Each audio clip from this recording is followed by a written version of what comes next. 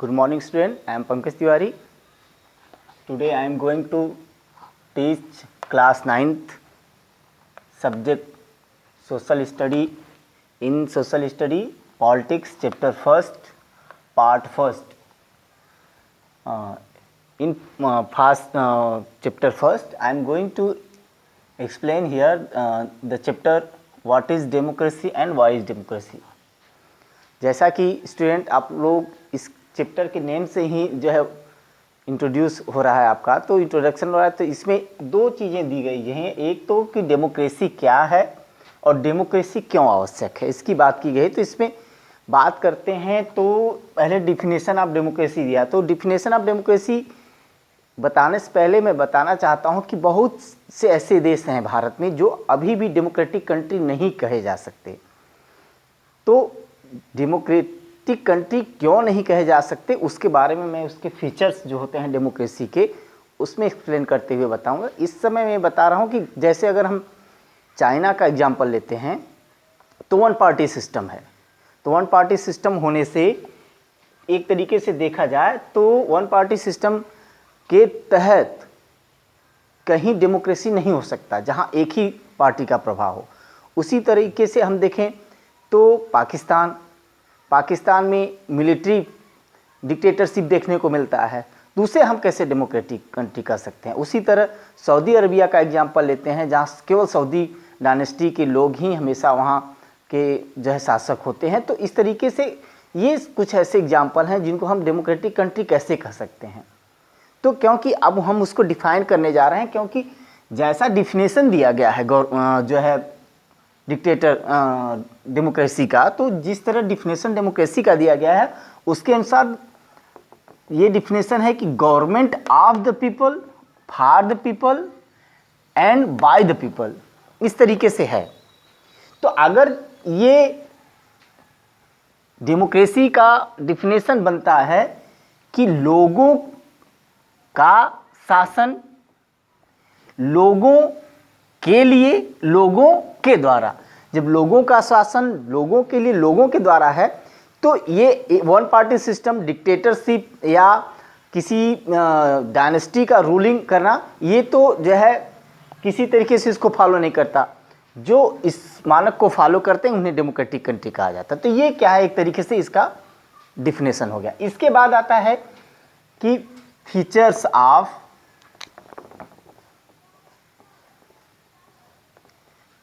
Of democracy. Features of democracy में हम देखें तो इधर कुछ फीचर्स दिए गए हैं। जैसे दिया है पीरियोडिक इलेक्शन। किसी भी डेमोक्रेटिक कंट्री में एक पीरियोडिक इलेक्शन होना चाहिए, 4 वर्षों पर, 5 वर्षों पर एक जो है पीरियोडिक इलेक्शन होना चाहिए। इलेक्शन होने से क्या होता है कि जो ये फॉलो किया जाता है वो जो है परिभाषित होता है। क्योंकि अगर इलेक्शन नहीं हुआ तो सऊदी अरबिया का जो है एग्जाम्पल हो जाएगा कि केवल जो है एक ही सऊदी डायनेस्टी का ही शासन चलता रहेगा। तो हो सकता है किसी विशेष जाति वर्ग संप्रदाय के लिए एक जो है शासन व्यवस्था जो है वो ज़्यादा फेवर करे, दूसरे जाति वर्ग और संप्रदाय के लिए हो सकता है कि वो फेवर ना करे। तो इस सब को ध्यान में देखते हुए हम ये देखने को मिलता है कि पीरियोडिक इलेक्शन होना चाहिए। लोगों के द्वारा, लोगों का शासन लोगों के लिए है, तो ये पीरियोडिक इलेक्शन होना चाहिए इसमें। इसके बाद बात किया है major decision by elected leaders. Major election by elected leaders. तो इसमें देखें तो क्या है कि कोई भी डिसीजन मेकिंग है तो पार्लियामेंट बना है, पार्लियामेंट के अनुसार जो उसके सदस्य हैं उनके द्वारा जो है ये जो डिसीजन मेकिंग का प्रोसेस होना चाहिए। जैसा कि इसमें है कि लोगों के द्वारा लोगों का शासन, तो लोग क्या है रिप्रेजेंटेटिव अपना चुन करके पार्लियामेंट में भेजते हैं और ये रिप्रेजेंटेटिव जो है लोगों के मुद्दों को जो है पार्लियामेंट तक पहुंचाते हैं। जब लोगों के मुद्दों को पार्लियामेंट तक ये रिप्रेजेंटेटिव पहुंचाते हैं तो इन्हीं रिप्रेजेंटेटिव्स के द्वारा ये जो है डिसीजन मेकिंग का प्रोसेस होना चाहिए। जबकि अगर हम देखते हैं तो 1999 में पाकिस्तान में एक बार वहाँ के प्रेसिडेंट जनरल परवेज मुशर्रफ बने थे 1999 में। इसके बाद क्या है उन्होंने 2002 में जनरल रेफरेंडम करवाया, जनमत संग्रह करवाया और उसमें अपना डिक्टेटरशिप दिखा करके फिर से वहाँ के राष्ट्रपति बन गए। इतना ही नहीं, वहाँ के राष्ट्रपति बन गए, इसके बाद क्या है कि वहाँ उन्होंने जो है कॉन्स्टिट्यूशन में अमेंडमेंट कर दिया, कॉन्स्टिट्यूशन में 2002 में अमेंडमेंट कर दिया और अमेंडमेंट करने के बाद उसमें ये दिखा दिया कि कोई भी राष्ट्रपति पाकिस्तान का संसद है उसे डिसमिस कर सकता है। और इस तरह उसको जो है अमेंडमेंट करके वहाँ जो है इस तरीके से वहाँ के संसद को उन्होंने क्या किया, पार्लियामेंट को डिसमिस कर दिया। तो इस तरीके का डिसीजन मेकिंग किसी एक व्यक्ति के पावर में नहीं होना चाहिए। डिसीजन मेकिंग जो है वो एक तरीके से जो इलेक्टेड लीडर्स जाते हैं, इलेक्टेड रिप्रेजेंटेटिव्स जाते हैं, उनके तहत होना चाहिए। इसी तरह अगला देखिए तो फ्री एंड फेयर इलेक्शन। तो फ्री एंड फेयर इलेक्शन में देखते हैं तो किसी भी कंट्री में, जैसे अपने कंट्री का एग्जांपल है, किसी भी कंट्री में क्या है, एक इलेक्शन कमीशन बनना चाहिए जो किसी भी पार्टी सिस्टम या किसी गवर्नमेंट सिस्टम के अंडर में वर्क न करे। जब किसी पार्टी सिस्टम या किसी गवर्नमेंट सिस्टम के अंडर में वर्क नहीं करेगा तो वो फ्री और फेयर इलेक्शन कराएगा, न किसी पार्टी के फेवर में कराएगा और न ही किसी गवर्नमेंट के फेवर में। तो इस तरह से फ्री एंड फेयर इलेक्शन होना चाहिए, जैसे कि अपनी कंट्री में स्टेट के लिए स्टेट इलेक्शन कमीशन बना है और सेंट्रल इलेक्शन के लिए सेंट्रल इलेक्शन कमीशन बना है। जबकि अगर हम एग्जाम्पल लेते हैं चाइना का, तो चाइना में नेशनल पीपल कांग्रेस है, वहाँ का जो एक तरीके से पार्लियामेंट है। अब उसमें वहाँ का जो पार्लियामेंट है उसमें क्या है कि लगभग 3000 मेंबर्स होते हैं, 3000। और उसमें भी क्या है कि सेलेक्ट किया जाता है, कुछ संख्या में सेलेक्ट किया जाता है, आर्मी के पर्सन्स को जो है उसमें रखा जाता है। इसके अलावा वहाँ चाइना में केवल एक ही पार्टी, चाइना कम्युनिस्ट पार्टी का ही अधिकार है, हमेशा इलेक्शन वही जीतता है। और चाइना पार्टी जो है कम्युनिस्ट पार्टी और उसके 8 अलायंस हैं, वही मिल करके जो है इलेक्शन हमेशा जीतते हैं। वन पार्टी सिस्टम है, हमेशा जीतते हैं। और वो जो है अपने डिक्टेटरशिप को दिखाते हैं। जो वहाँ के गवर्नमेंट जॉब करने वाले हैं, जो भी गवर्नमेंट संस्था में जॉब करने वाले हैं, जो वहाँ की मीडिया है, वो जो है चाइना जो है communist party, China communist party के अंडर में रहता है। कोई चाइना कम्युनिस्ट पार्टी के अगेंस्ट नहीं जा सकता। तो चाहे इलेक्शन हो या न हो, वहाँ फ्री और फेयर इलेक्शन नहीं होता। इलेक्शन कराया जाता है लेकिन वो जो है पूरी तरीके से चाइना कम्युनिस्ट पार्टी का ही प्रभाव, डिक्टेटरशिप देखने को मिलता है। तो इस तरह से फ्री और फेयर इलेक्शन होना चाहिए। चाइना कम्युनिस्ट पार्टी की तरह, चाइना की तरह ये नहीं होना चाहिए। ये फीचर्स है डेमोक्रेटिक कंट्री का, डेमोक्रेसी का। है 1 पर्सन 1 वोट 1 वैल्यू। जो फीचर्स ऑफ डेमोक्रेसी है उसमें 1 पर्सन 1 वोट 1 वैल्यू, एक व्यक्ति के द्वारा एक वोट और उसके एक वोट का वैल्यू होना चाहिए। जबकि बहुत से ऐसे कंट्री हैं जैसे कि सऊदी अरबिया है, जहां इलेक्शन होता ही नहीं, न किसी पर्सन को वोट देने का अधिकार है, न एडल्ट फ्रेंचाइजी वहाँ है, और न ही जो है उसके वोट का कोई वैल्यू है।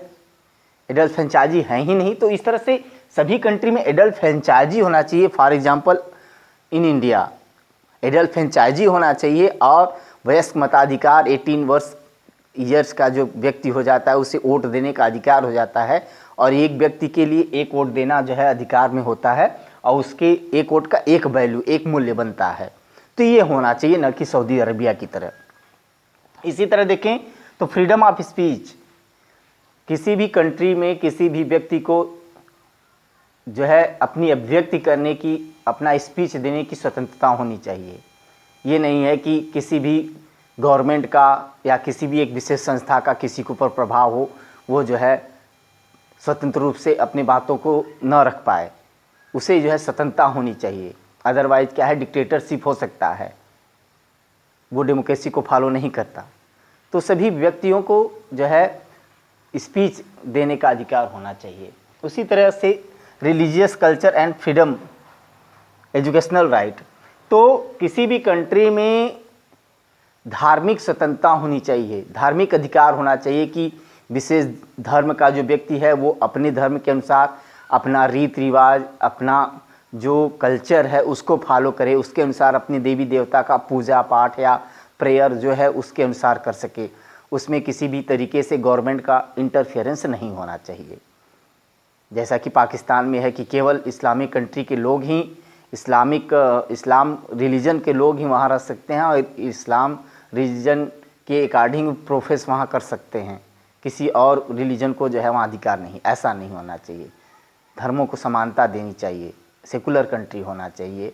उसके अनुसार किसी भी रिलीजन के व्यक्ति को अपने धर्म के अनुसार अपनी परंपरा, अपनी रीति रिवाज को फॉलो करने का जो है अधिकार होना चाहिए। उसी तरह एजुकेशनल राइट भी होना चाहिए कि सभी जाति वर्ग संप्रदाय के लोगों को शिक्षा का समान अधिकार होना चाहिए। अभी आगे के क्लास में जब आप लोग 10th में जाएंगे तो उसमें जो है सिंघालीज और तमिल लैंग्वेज को लेकर के जो है वो कहीं न कहीं मतभेद होता है श्रीलंका में। श्रीलंका का एग्जाम्पल है तो उसमें क्या है, सिंघालीज लैंग्वेज को ज़्यादा प्रायोरिटी दी जाती है। सिंघालीज लैंग्वेज को वहाँ ऑफिशियल लैंग्वेज बना दिया जाता है, नेशनल लैंग्वेज दिया जाता है और सिंघालीज लैंग्वेज बोलने वालों को गवर्नमेंट जॉब में प्रायोरिटी दी जाती है। तो ऐसा नहीं होना चाहिए। सबको समान अधिकार होना चाहिए, शिक्षा का समान अधिकार होना चाहिए। उसमें सिंघालीज लैंग्वेज वालों को अच्छी यूनिवर्सिटीज़ में, कॉलेज में प्रायोरिटी दी जाती थी एडमिशन को लेकर के। तो ये नहीं होना चाहिए। सबको एक समान अधिकार मिलना चाहिए, शिक्षा का अधिकार। जैसे भारत में है, मुफ्त शिक्षा दी जाती है राइट टू एजुकेशन के तहत। 6 to 14 ईयर्स के बच्चों को फ्री में एजुकेशन प्रोवाइड कराया जाता है, चाहे किसी भी जाति वर्ग संप्रदाय को। तो ये जो है होना चाहिए। उसी तरह से दिया है फ्रीडम टू फॉर्म एसोसिएशन।